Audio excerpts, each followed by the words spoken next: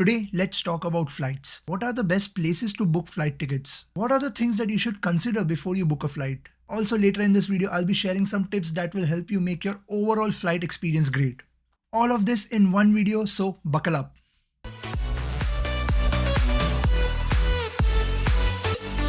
What's up everybody and welcome back to another video. Today we are talking about flights and this is going to be an important one, especially if you're traveling abroad for the first time. I'll be breaking down this video in 3 parts and timestamp for all of these parts will be in description, so feel free to check that out.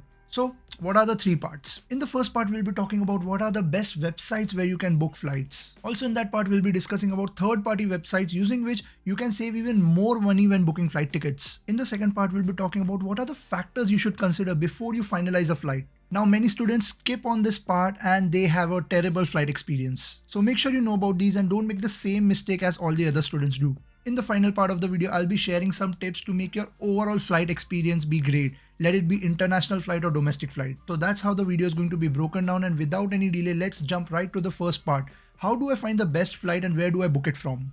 Now there are 2 resources that will be helpful to you when finding out flights, Student Universe and Google Flights. Both of them are quite similar, and while Student Universe has sometimes student discounts, I find Google Flights to be better off too. This is because Google Flights gives you a wide variety of options to book the same flight for, even including the third-party websites. There's also a third popular resource called Skyscanner, which falls somewhere between Student Universe and Google Flights. I'll leave a link to all of these websites in description in case you want to check them out.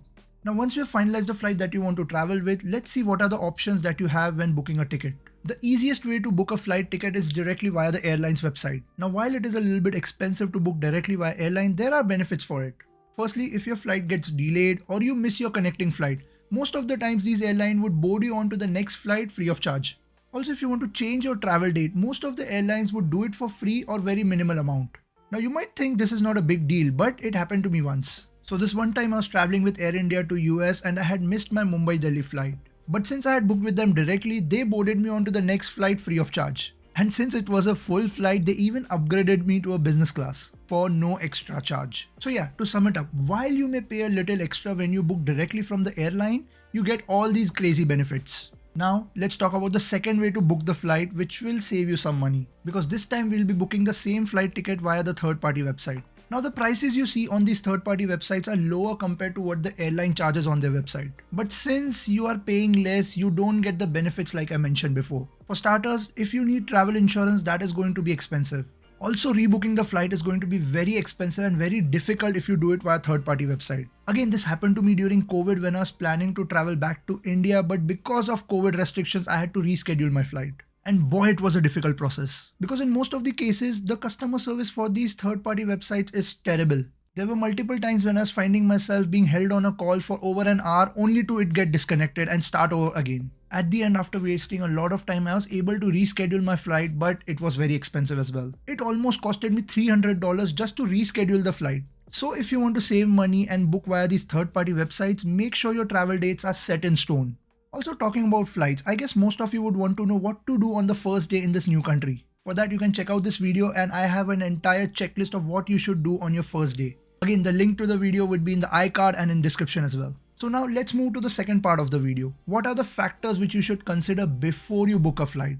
Now 99% of times people think the best factor when selecting a flight is C, which is the cheapest one. You don't want to be stuck on a 35-hour flight just because you managed to save $40. Trust me, it's not worth it. In my opinion, the number one factor which you should consider is going to be layover duration. Layovers can be brutal, especially if it is after a long flight. Around 3 to 4 hour layover is good. Anything more than that is unnecessary. Because these 3 hours is more than enough for you to do the security check-in, explore the airport, have some food and do anything else that you would want to do on an airport. But do you know what is better than even this 3 to 4 hour layover?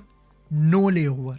If you're traveling to a location which has a direct flight and no layover at a reasonable rate, always go for that. Because taking one longer flight is very easy on your body than taking 2 medium-sized flights. Now direct flights are going to be expensive, so if the difference between a direct flight and a 3-hour layover flight is very high, go with the 3-hour layover one. The second important thing which you should consider before making a flight decision is the layover location. Now if you don't have option for a direct flight and you must take a layover, select a location which is going to be in the middle of your journey. This will make sure that both of your flights are of almost similar duration, which is easier on your body. So for example, let's say you're traveling from India to US and you have an option of taking a layover in Europe. That's better compared to taking a layover in Middle East. Now let's say you're traveling from Mumbai to New York. If your layover is somewhere in Europe, let's say Paris, then both of your flights will be around 7 to 9 hours. But if you decide to take a flight which has a layover in Dubai, then your flights are going to be 14 hours and 3 hours.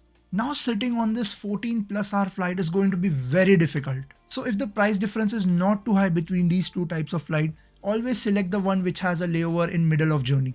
One of the biggest mistakes that new travelers tend to make is not checking the layover location and the connecting flight location. Sometimes you might find flights that have layover location at one airport and connecting flight in different airport. And most of the times these two airports aren't even connected internally. Which means you will have to get out of this first airport, go all the way to the second airport, for which you might even need transit visa. So in my opinion, always avoid such flights even if it is cheaper. Because changing airports is a big hassle and you don't want that when you're traveling. And why many new travelers make this mistake? Because they don't check it ahead of time, they just look at the price and book the ticket. Don't do that. Now, if you made it so far in this video, make sure to hit that like button and smash that subscribe button for more videos like this. Also, if you want more insight on what to expect as an international student in a new country, I have an entire playlist dedicated for this. I'll leave the link to the playlist in the iCard and again in description. Make sure to check it out. I'm sure you'll find it useful. Having traveled on international flights at least a dozen times, I have some tips that will make your flight experience instantaneously better. Time for the third part of the video, and not a lot of people know about these tips, but now you do.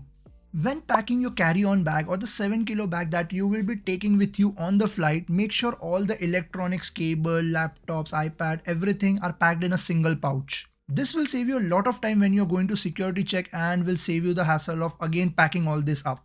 I have seen people having literally their entire luggage being opened up and having to pack. It's a big mess. Once you're done with the security checkup, you can transfer all this electronic item to your 7 kg bag, which you can store in the overhead bin. This will make your shoulder bag very light and it would be easier for you to explore the airport.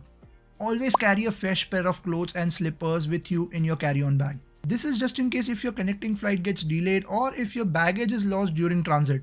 Yeah, it happens. It is a good idea to carry an empty water bottle with you. Not full, empty. Because if you carry a full water bottle during security check, you will have to throw it out. But if you carry an empty water bottle, after security check, you can easily refill it at water fountain and stay hydrated. Talking about hydrated, it is important to stay hydrated because it helps you with your jet lag. So drink as much water as you can during your flight. Also always carry a couple of biscuit or chocolate packets with you just in case. Check if your credit card or debit card has complimentary access to airport lounge. It can save you money on the super expensive food on airport and the ambience is amazing. Ask for possible seat upgrades at the boarding counter. Most of the times airlines would be happy to upgrade your seat for free of charge if they have one available. Also, it doesn't hurt to ask.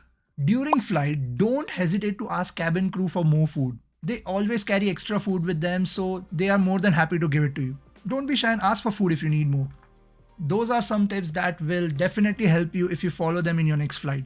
And that's it for today's video. I hope so you found this video helpful and learned something new today. Let me know your thoughts about the video in the comment section. I always love reading your responses. Also share in comments if you have any special tips or tricks that you follow. Finally, if you have any questions about all this, you can reach out to me on my social handles, which will be in description as well. I'll see you in the next video, but until then, take care.